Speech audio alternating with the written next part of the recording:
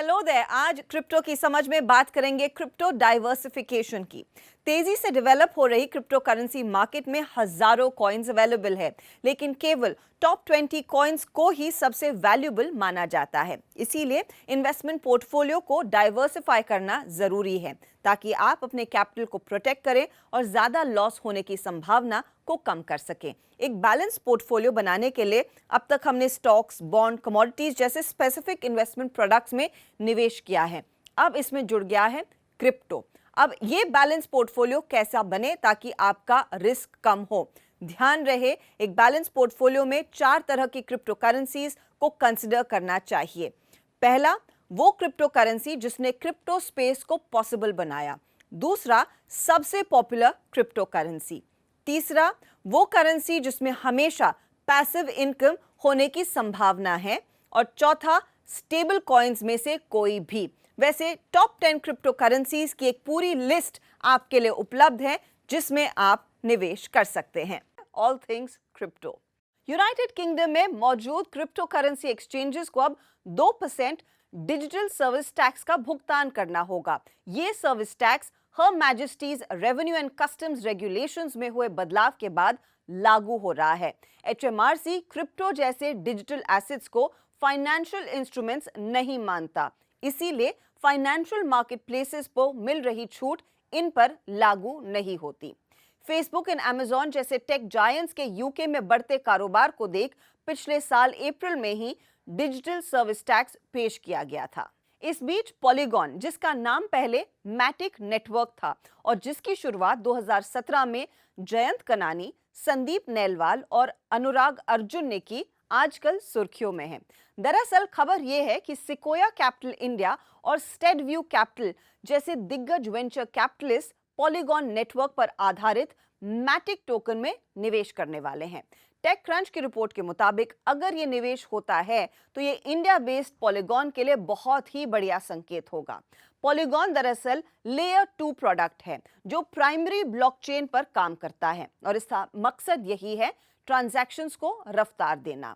यह Ethereum network पर scalability problems को सॉल्व करने में काम कर रहा है। इनकी खासियत यह है कि बिना किसी मोटी फीस के ये हजारों डिसेंट्रलाइज्ड एप्स को एथेरियम का इस्तेमाल करने देता है। वैसे पॉलीगॉन का मैटिक टोकन दुनिया के टॉप 25 क्रिप्टो करेंसीज में शामिल है और हाल ही में इसकी मार्केट कैप $14 बिलियन के पार निकली। हर रोज इस पे 7.5 मिलियन ट्रांजैक्शंस प्रोसेस होते हैं। फ्लिपकार्ट के को-फाउंडर और अब नावी ग्रुप के फाउंडर सचिन बंसल ने ब्लॉकचेन फंड के लिए अप्लाई किया है। नावी म्यूचुअल फंड ने रेगुलेटर सेबी को blockchain index fund of funds के लिए एप्लीकेशन दी है। यह फंड इंडेक्स ब्लॉकचेन इंडेक्स को ट्रैक करेगा। इंडेक्स का फोकस ब्लॉकचेन के एक्टिव एनेबलर्स और एक्टिव यूजर्स पर है। एक्टिव एनेबलर्स मतलब वो कंपनियां जो अपने इंटरनल यूज और दूसरी कंपनियों के लिए ब्लॉकचेन टेक्नोलॉजी प्रोडक्ट्स या फिर सिस्टम डेवलप करते हैं। वहीं एक्टिव यूजर्स ब्लॉकचेन टेक्नोलॉजी के डायरेक्ट सर्विस प्रोवाइडर्स हैं या फिर वो जो ब्लॉकचेन टेक्नोलॉजी के आधार पर अपने बिजनेस मॉडल्स को डिलीवर करते हैं। इस फंड में AMD, एनवीडिया कॉर्प, सेल्सफोर्स जैसी कंपनियां टॉप होल्डिंग्स में रहेंगी। इसके अलावा 100 और स्टॉक्स भी होंगे जिसमें इन्फोसिस, विप्रो, TCS और कोटक महिंद्रा बैंक जैसी भारतीय कंपनियां शामिल हैं। इस फंड में खास बात यह है कि क्रिप्टो एक्सचेंजेस या फिर क्रिप्टो के बड़े होल्डर्स की गिनती नहीं होगी। जब से फेसबुक मेटा बना है और आगे चलकर मेटावर्स क्रिएट करने की इन्होंने जो घोषणा की है, तब से मौजूदा मेटावर्स की पॉपुलैरिटी बढ़ गई है।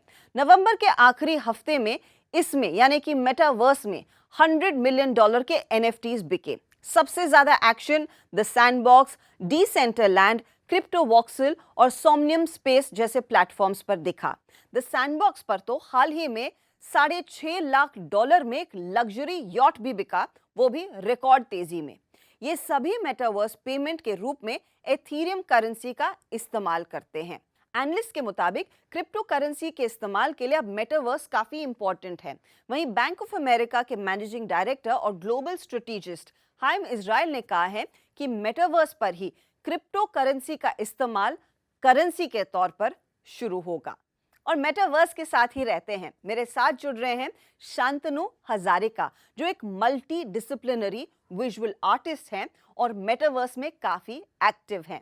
हाय शांतनु, वेलकम टू क्रिप्टो की समझ। शांतनु, आप खुद मेटावर्स में एक्टिव हैं, किस तरह के अलग अलग प्रोजेक्ट्स यहाँ पर दिखाई देते हैं?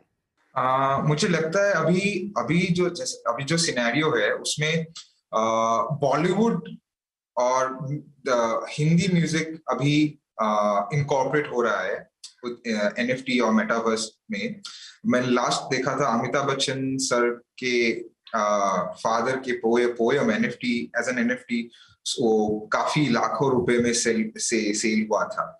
सो मुझे लगता है द मूवी इंडस्ट्री और music industry will do good, बहुत अच्छा करेगा in the future NFT market में। Thanks Shantanu, take care. Take care, bye. तो ये था क्रिप्टो की दुनिया का अपडेट। अगले हफ्ते फिर मिलेंगे। Take care.